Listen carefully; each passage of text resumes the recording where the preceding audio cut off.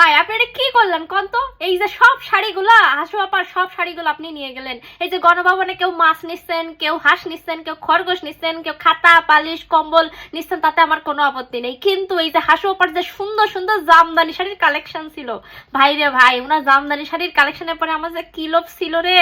এই সময়টায় আমি যদি দেশে থাকতে পারতাম, আমি জামদানি শাড়ির লোভে আমি খুলনার থেকে একদম সো বেড়ে চলে যেতাম গণভবনে। 71 সালে গল্প শুনেছিলাম যে রাজাকাররা মানে জিনিসপত্র নিয়ে এঠে লুটপাট করে নেয়। তা হাসু আপা যখন আমাদের রাজাকারই বলেই ফেললো, ছাত্র জনতারে সাধারণ মানুষরা যখন বলেই ফেললো রাজাকারের বংশধর, সে রাজাকারের বংশধর হয়ে এইভাবে শাড়ি কাপড় না নিলে কেমনে হয়? কারণ মান সম্মান যাওক রাখতে পারিছেন। এই যে হাঁস মুরগি ছাগল আমার কিচ্ছু লাগবে না, কিন্তু ওনার শাড়ি জামদানি শাড়ি, বুঝতে পারতেছেন? মানে ওনার জামদানি শাড়ির প্রতি যে আমার কি পরিমাণে লোভ ছিল রে ভাই, মিস করে ফেললাম। মানে আমার এখন যে কি আফসোস লাগতেছে যে আমি যে কেন এই মুহূর্তে দেশে নাই, ওনার শাড়িগুলো মিস করে ফেললাম।